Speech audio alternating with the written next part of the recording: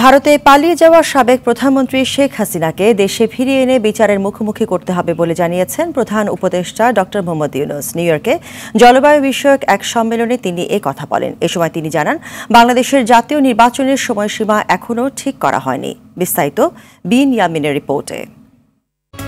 পুরানো দিয়ে নতুন নিতে আজই চলে আসুন আপনার নিকটস্থ ওয়ালটন শোরুমে।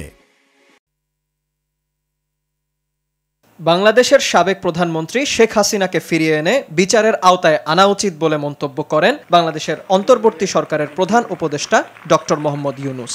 স্থানীয় সময় বুধবার যুক্তরাষ্ট্রের New York Times climate forward সামিটে এক প্রশ্নের জবাবে তিনি একথা জানান। সামিটে শেখ হাসিনাকে ফিরিয়ে আনার বিষয়ে প্রশ্ন করা হলে প্রধান উপদেষ্টা বলেন, তিনি যদি অপরাধ করে থাকেন তাহলে তাকে দেশে এনে বিচারের মুখোমুখি করা উচিত।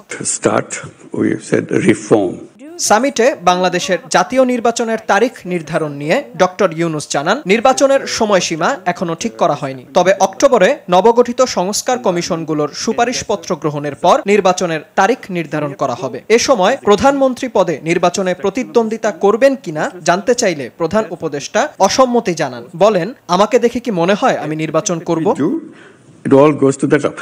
জলবায়ু বিষয়ক এই সম্মেলনে ডক্টর ইউনূস জানান, ধনী দেশগুলোর মাধ্যমে হওয়া জলবায়ু ক্ষতির বোঝা বাংলাদেশের মতো উন্নয়নশীল দেশগুলোর বহন করা উচিত নয়। এ সময় কম বর্জ্য উৎপাদন ও জীবাশ্ম জ্বালানি ব্যবহার কমানোর দায়িত্ব ধনী দেশগুলোর বলেও উল্লেখ করেন তিনি। এদিকে বিশ্বের চলমান অর্থনৈতিক ব্যবস্থার সমালোচনা করে প্রধান উপদেষ্টা বলেন, বর্তমান বিশ্ব অর্থনীতি অনেক বেশি মুনাফা কেন্দ্রিক, আর এর দ্বারা একটি ক্ষুদ্র গোষ্ঠী কেবল সম্পদশালী হচ্ছে। তাই এই অর্থব্যবস্থা চলমান থাকলে জলবায়ু পরিবর্তনের প্রভাব সীমিত করতে সম্পাদিত প্যারিস চুক্তি কার্যকর হবে না বলেও সতর্ক করেন ডক্টর ইউনূস। বিন ইয়ামিন, RTV।